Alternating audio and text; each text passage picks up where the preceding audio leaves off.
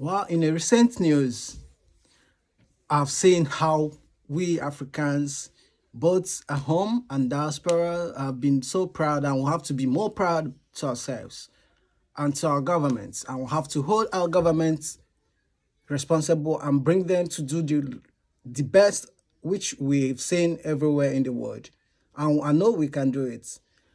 Listening to what the Ghanaian president just said in the just concluded the African World Summit in US. I am so proud of him. I'm so proud to be an African, and I know we Africans can do more better.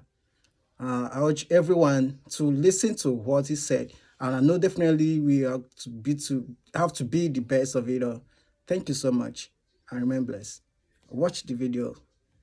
All Ghanaians, and indeed by all Africans, as it was designed by one of the foremost architects of his generation, the globally acclaimed Ghanaian architect, David Adjaye.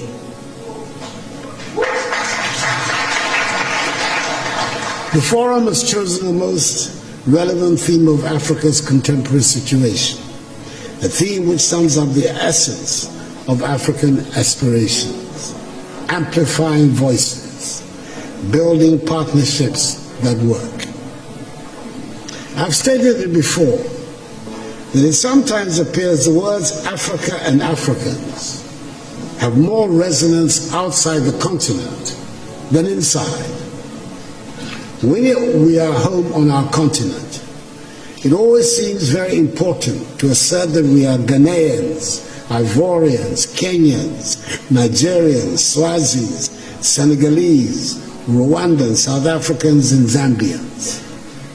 Then we find ourselves outside the continent, and then we discovered that to the outside world, there are no Ghanaians, there are no Senegalese, and there are no Tanzanians.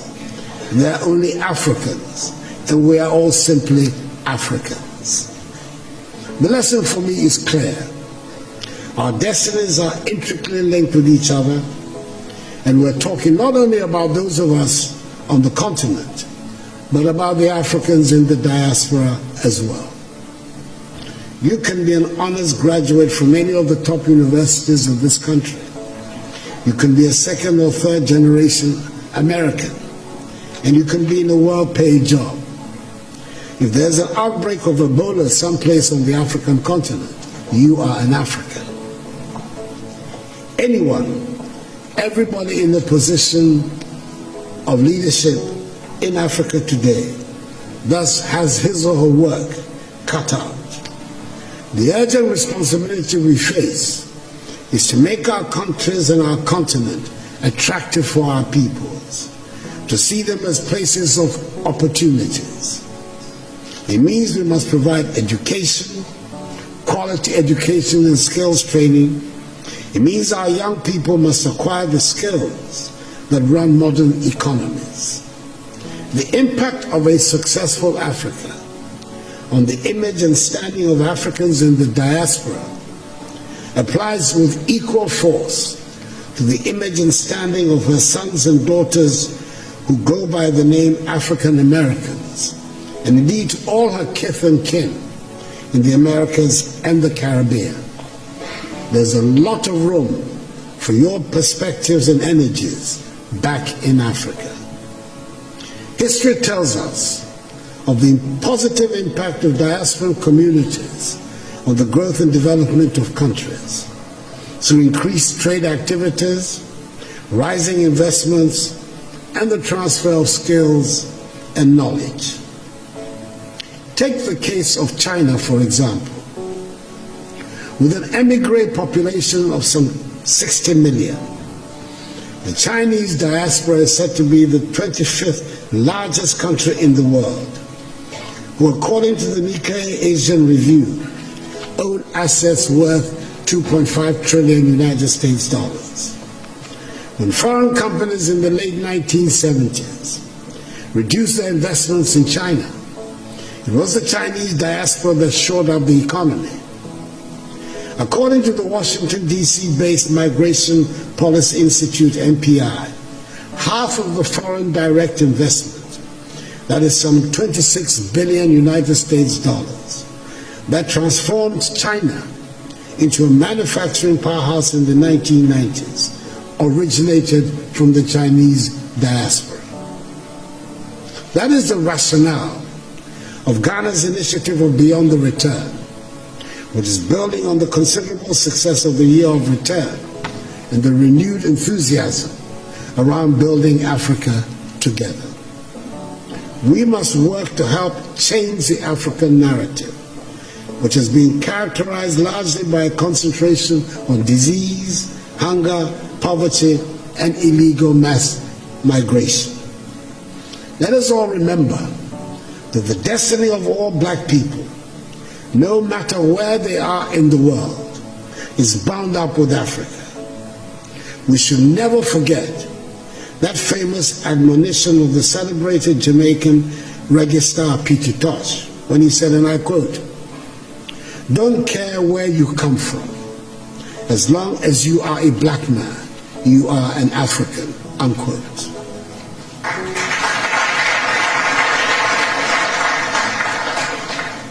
We must help make Africa the place for investment, progress, and prosperity, and not from where our youth flee in the hope of accessing the mirage of a better life in Europe, Asia, or the Americas.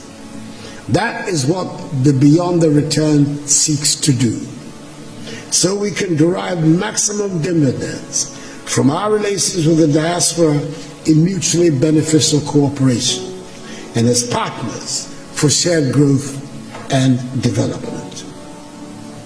The second half of the 20th century witnessed a great blow for human progress and freedom when the African peoples, in the wake of Ghana's shining example, liberated themselves from the colonial and imperialist yoke and the racist ideology of apartheid and emerged as free, independent peoples to construct new nations of hope and advancement. The first half of the 21st century should consolidate this development and see the growth of modern, prosperous, technologically advanced nations within a united Africa, which would make a reality of the dream of the 21st century as the African century and bring dignity and respect to black people all over the world. We've done enough talking, and dare I say we've had enough conferences and workshops.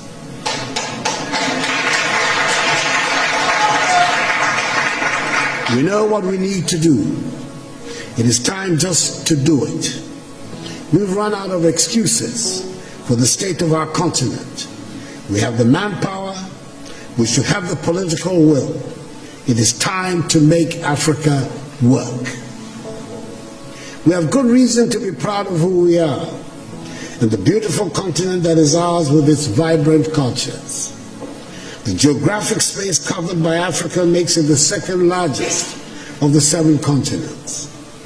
It has 30% of the world's remaining minerals of value. It has some of the most breathtaking scenes on our planet. It has plants and animals that are wonders of the world and critical for the survival of the globe. I hear a lot about the need to change our narrative and tell our own good story.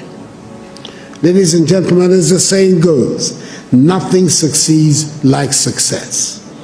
If we work at it, if we stop being beggars and spend Africa's monies inside the continent, Africa would not need to ask for respect from anyone. We would get the respect we deserve.